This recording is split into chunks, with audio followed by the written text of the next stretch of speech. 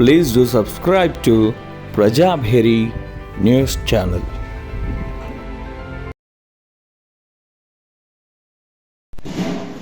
నా పేరు బొడ్డు దయానంద్, విశ్రాంత జిల్లా పంచాయతీ అధికారి.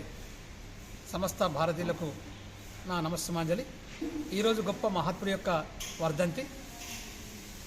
రామేశ్వరం నుండి రాష్ట్రపతికి ఎదిగిన గొప్ప మహాత్ముడు ఏపీజే అబ్దుల్ కలాంజీ.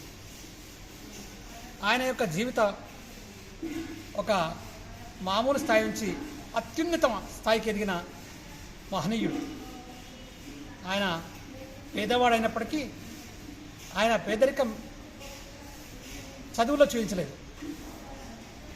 ఆయన సామాన్యమైన జీవితం గడుపుతూ మరి రామేశ్వరంలోనే ఒక ప్రైమరీ ఎడ్యుకేషన్ చేస్తూ ఉన్నతంగా మరి చెన్నైలో మద్రాసులో విద్యాభ్యాసం చేసి ఆయన ఆ విమానాలను అంత గొప్పగా నేను కూడా చూడాలనే ఒక గొప్ప ఆశయంతో మరి అలాంటి గొప్ప విద్యను, ఏరోనాటికల్ విద్యను మరి ఆయన అభ్యసించి మన యొక్క ఏదైతే మన ఇస్రో ఉన్నదో దానికి ఆయన ఒక శాస్త్రవేత్తగా ఇక్కడ జాయిన్ అయ్యారు. ఎన్నో ప్రయాణాలు చేసి అది సామాన్యమైన ఒక పేపర్ బాయ్గా వేస్తూ దాన్ని అత్యున్నత స్థాయికి అంత గొప్ప విద్య. ఆయన నుంచి మన యొక్క యువకులందరూ యువతంతా కూడా నేర్చుకోవాల్సిన ఎన్నో పాఠాలు ఉన్నాయి. ఆయన మన యొక్క ప్రపంచంలోనే మన యొక్క అవన్నీ మరి ఎన్నో SLV-3 మరి అగ్ని శిక్క ఇవన్నీ కూడా ఎన్నో గొప్ప గొప్ప ఏరో మరి రాకెట్స్ మన సృష్టించి మరి వాటిని మన విజయ పథకంలో నింపాడు. మన భారతీయ యొక్క శాస్త్రవేత్తల యొక్క ఘనత మరి ప్రపంచంలో నిలిపాడు. ఆయన 1931 అక్టోబర్లో జన్మించాడు. మరి 2002లో మరి రాష్ట్రపతి అయ్యాడు ఏకగ్రీవంగా. మరి అలాంటి గొప్ప ఒక DRDOకు శాస్త్రవేత్త అయ్యాడు. మరి గొప్ప శాస్త్రజ్ఞుడు, గొప్ప సామాన్య నుంచి ఒక రాష్ట్రపతి పదవి వరకు ఎదిగిన మహనీయుడు. మరి ఆయన ఆఖరి శ్వాస వరకు ఆయన తనకు తెలిసిన విద్యను అది యువతకు, కాలేజీలో ఉన్న విద్యార్థులతో బోధిస్తూనే వచ్చాడు. ఆఖరి క్షణంలో ఆఖరి నిమిషం కూడా ఆ విద్యార్థులకు బోధిస్తూ వారు ఆ పరమపదం చెందాడు. అంత గొప్ప మహనీయుడికి ఈరోజు వారికి నేను మరి అంజలి ఘటిస్తున్నాను. వారికి నమస్తే. కలాం గారి వర్ధంతి రోజు వారిని స్మరిస్తూ ఆయన చెప్పిన ఒక వాకు నాకు జ్ఞాపకం ఉంది. I'm not handsome but I can give my hand to someone in need అని వారు చెప్పిన ఒక విషయాన్ని నాకు గుర్తుకొచ్చింది. అయితే really he was a very great personality. అటువంటి పర్సనాలిటీ యొక్క జీవిత చరిత్ర చదివితేనే మనకు ఒక స్ఫూర్తి. అంటే మనం సాధించుకున్నప్పుడు ఏదైనా సాధించాలనుకున్నప్పుడు మనకు తపన ఉన్నప్పుడు డెఫినెట్లీ మనం సాధించగలుగుతాం అనే ఒక వారి జీవిత చరిత్ర ద్వారా మనకు ఒక మెసేజ్ వస్తుంది. మనం చూసాం వారు చిన్నప్పుడు ఎలా కష్టాల్లో ఉన్నారు. వాళ్ళు కష్టపడుతూ ఇటు ఫ్యామిలీ యొక్క ఏదైతే రిక్వైర్మెంట్స్ ఉన్నాయో అవి పూర్తి చేస్తూ, ఇటు చదువు పూర్తి చేస్తూ ఉన్నత శిఖరానికి ఎదిగినటువంటి ఒక down dust to earth and dust to sky అన్నట్టు ఒక ఏదైతే చరిత్ర ఉందో, ఏదైతే క్యారెక్టర్ ఉందో ఆ క్యారెక్టర్ మనం కలాం గారి యొక్క జీవితం ద్వారా మనం నేర్చుకోవచ్చు. అది ఒక లైఫ్ గురించి చదువుతూ మనలో స్ఫూర్తి తీసుకురావాలి. అలాగే యువత కూడా వారి యొక్క లైఫ్ యొక్క ఎగ్జాంపుల్ను తీసుకుంటూ వారి యొక్క జీవన శైలి, జీవిత మార్గంలో చాలా మార్పు తీసుకురావాలని కోరుతూ వారికి స్మరిస్తూ భారత్ మాతా కీ జై. ప్రేక్షకులకు నమస్కారం. నా పేరు బాబా గౌడ్. నేను పారాలీగల్ వాలంటీర్డ్ ప్రధానోపాధ్యాయుడు అయినప్పటికీ కూడా ఖాళీగా కూర్చోకుండా మరి చేతనైనంత వరకు చేయాలన్న ప్రధాన ఉద్దేశంతో వచ్చిన ఈరోజు ముఖ్యంగా మన రాష్ట్రపతి మాజీ రాష్ట్రపతి అబ్దుల్ కలాం గారి 9వ వర్ధంతి రోజు.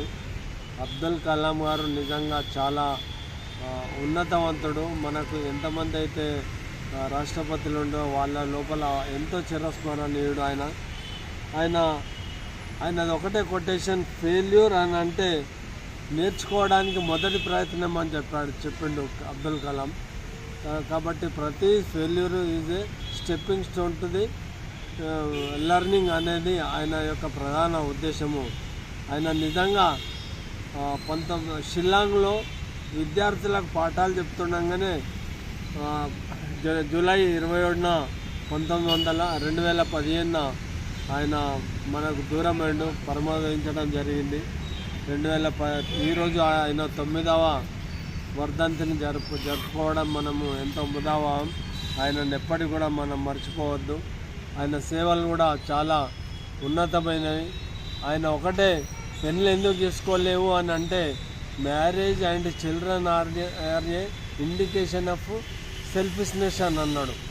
స్వార్థం అనేది ఏర్పడడానికి ప్రధాన కారణము భార్య మరియు పిల్లలే. కనుక నేను భార్యను పిల్లల్ని చేసుకున్నాను త్యజించుండు అని అంటే నిజంగా ఎంత ఉన్నతుడో మనకు తెలుస్తుంది. ఆ రోజు ఎన్డీఏ ప్రభుత్వం కాలం లోపల మన ఆంధ్రప్రదేశ్ ముఖ్యమంత్రి చంద్రబాబు నాయుడు ఈ అబ్దుల్ కలాంకు కాల్ చేసిండట. కాల్ చేసి, ఏం లేదు, నీకు వాజ్పేయి నుంచి ఒక ఫోన్ వస్తుంది, నువ్వు దానికి ఎస్ అని చెప్పు అంతే అని అన్నాడట. ఆయనకు అర్థం కాలే, వాజ్పేయి నుంచి నాకు ఫోన్ రావడం ఏంది, నేను ఎస్ అని చెప్పుడు ఏంది అని. కాబట్టి ఆయన తర్వాత అక్కడి నుంచి సారీ వాజ్పేయి పివి నరసింహారావు నుంచి ఒక పేపర్ బాయ్ స్థాయి నుండి ఈరోజు భారత రాష్ట్రపతిగా ఎదిగిండు అని అంటే ఆయన స్వయం కృషితోటి ఆయన డాక్టరేట్ చదవకున్నా కానీ 40 యూనివర్సిటీలు ఆయనకు డాక్టరేట్ను ప్రదానం చేసినాయి. అంతేకాకుండా ఆయన 13 భాషల్ని అనర్గళంగా మాట్లాడగలడు మరియు అనర్గళంగా రాయగలడు. కాబట్టి అంత ఉన్నత స్థితికి పోవడానికి ఆయన స్వయం కృషి దీనికి ప్రధానమైన కారణం. మరి ఈరోజు ఆయన 9వ వర్ధంతి రోజు మనమందరం కూడా ఆయనను స్మరించుకోవడం ఇది ఎంతో మన గర్వకారణము. మనకు రాబోయే రోజులలో కూడా ప్రతి ఒక్కరు కూడా ఆయన నుంచి నేర్చుకోవాల్సింది ఎంతో ఉంది. కాబట్టి ఆయనను ఆదర్శంగా తీసుకొని వీళ్ళందరూ కూడా పనిచేయాలని కోరుకుంటూ ముగిస్తుంది. అంటే ఆయన ఒక పేపర్ బాయ్ నుండి ఆయన ఒక ఉపగ్రహాలు తయారు చేసే స్థితిలోకి వెళ్ళిండు. ఉపగ్రహాలు తయారు చేయడమే కాకుండా పొఖారాన్లో అణుపరీక్షలు కూడా 1974లో పొఖారాన్లో అణుపరీక్షలకు కూడా ప్రధానమైన ప్రదాత మన ఏపీజే అబ్దుల్ కలాం గారే. 1974 తర్వాత ఈయన చేసిందే మొట్టమొదటి అణు పరీక్ష. దాని ద్వారా మన కీర్తి ప్రపంచవ్యాప్తంగా వెళ్ళలేని కీర్తిని సంపాదించడం జరిగింది. ఆయన రాష్ట్రపతి ఏకగ్రీవంగా అన్ని పార్టీలు, అన్ని రాజకీయ పార్టీలు అన్నీ కలిసి ఆయనను ఏకగ్రీవంగా సెలెక్ట్ చేసే రాష్ట్రపతికి ఏ పోటీ లేకుండా ఆయనను తీసుకోవడం జరిగింది. Kalam was born in Rameshwar of Tamil Nadu state. He became from paper boy to Indian Rashtrapati. He is the eminent and expert scientist, a great scientist in ISRO and all over world. Everybody is a sacrifice person in our India. He is elected as the president by the concept of all political parties unanimously. No other competition against him. Since he is the unmarried, he is the sacrifice life. Abdul Kalam is the great scientist of our India. He never forget his memories and services our Indians. He is a great patriot and scientist of our India. Youth can attract. They are requested to follow the guidelines of our great scientist, late Sri Abdul Kalam.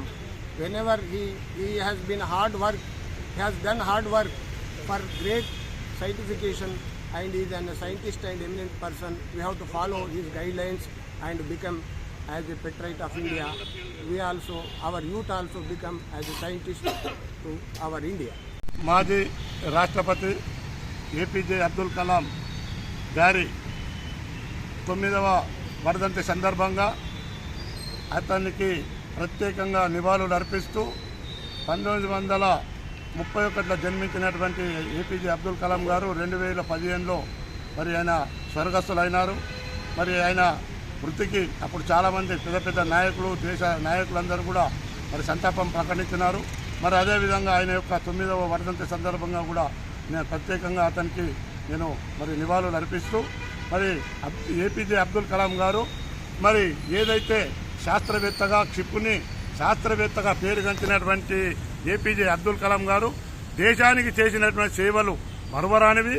మరి ప్రజలందరూ కూడా మరి అతను గుర్తుంచుకుంటా ఉన్నారు. అతను తమిళనాడులో మరి జన్మించినటువంటి రామేశ్వరంలో జన్మించినటువంటి ఏపీజే అబ్దుల్ కలాం గారు అంచెలంచెలుగా ఎదిగి మరి రాష్ట్రపతి స్థాయికి చేరుకున్నటువంటి మహానాయకుడు, మరి పురుషుడు కాబట్టి అతనికి నేను ఘనంగా మరి మరొకసారి నివాళులు అర్పిస్తా ఉన్నాను.